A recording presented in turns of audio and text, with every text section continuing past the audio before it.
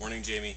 All right, so for your soil, we actually use this germinating mix from a garden center that we get right around here.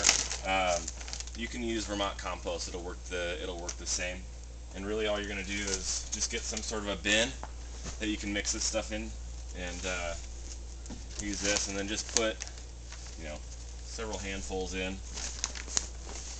And the reason that we use this as opposed to the potting soil that we have is that it doesn't have perlite in it, so it doesn't get chunky. And with these small blocks, with anything that's too big, you're going to have a problem with it not forming a nice block. So just put some soil in here about like that, and then mix the water. It's not too critical with these that how wet they are. It just needs to be wet enough. If it's a little wet, you'll kind of figure it out. You'll just get used to it. You'll notice that it'll take a little bit for the water to absorb into the peat.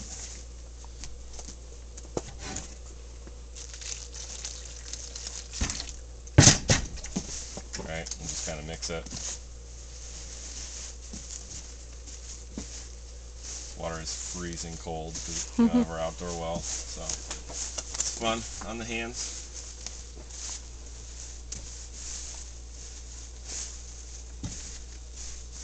So that's pretty good. You can see it's absorbing into it now, and every once in a while you'll find a little stick or something. Just make sure you pull that out. But when you squeeze it, you'll see the water will come out of it.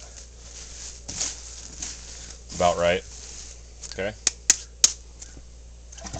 Can I look down at this? This is the soil we use here. Seed starter professional mix. Cremula formula for starting seeds. There you go.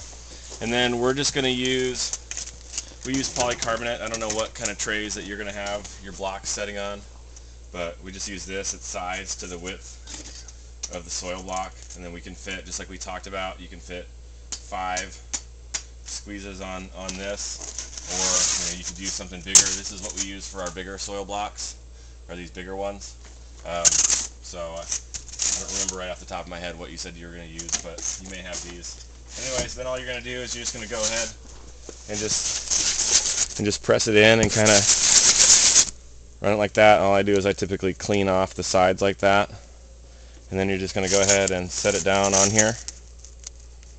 Alright, and then what we do is squeeze, push down with your palm a little bit, then you're just lifting up with your fingers. And what I found with these is sometimes you have to kind of just give it a little nudge to get them out. So you can see they still have the little divots in there. Right? If you get these little edges lifted up or anything like that, that doesn't really matter. You just don't want a chunk taken out of it. And then again, you're just going to go ahead and press down, kind of slide it around. Get it evenly in every... Yep.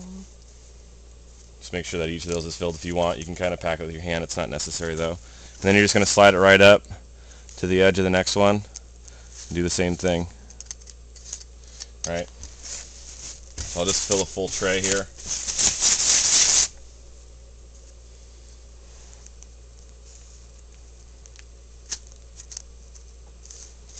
Alright, and you can see with any of those, if you want, you can pat them down again.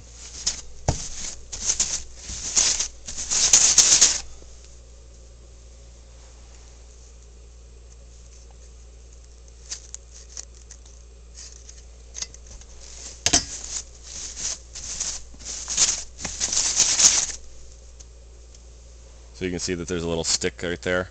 I'm going to pull that off so that that doesn't cause a problem.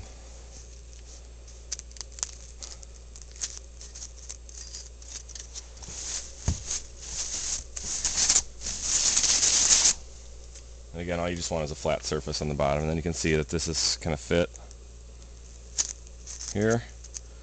We've got 1, 2, 3, 4, 5, 6 of these. So this whole thing is 120 blocks. So based on the production plan that we've got, there's 120 little mini blocks in here. And then all you're going to do is you're going to seed each one of these. We just use those little green hand seed sowers. Drop 1 seed in each block for each of the varieties.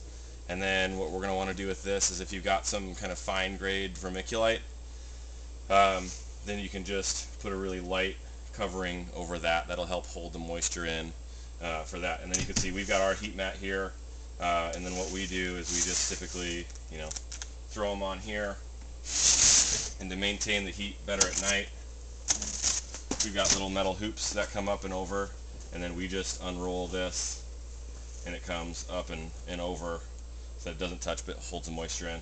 And I would say you're going to want to water, you know, at least initially you just kind of want to maintain the moisture of it, so a couple times a day, always in the morning, and then maybe, you know, late afternoon or something like that. And then what we do to water them, instead of using a water wand, is just one of these. It's called a faucet nozzle. You probably have these. You can kind of, if you zoom in on this, I don't know if you can see that. This is called, it's a Faucet is the brand. Fine volume, this is 1 gallon per minute, and it just puts out a really fine mist. And so when you're doing it, what we do is, you know, put this on there, and then you're going to want to just hold it, you know, up like this above it when you're misting it, and it'll just find out a really fine mist there. All right, man. Take care. Thanks.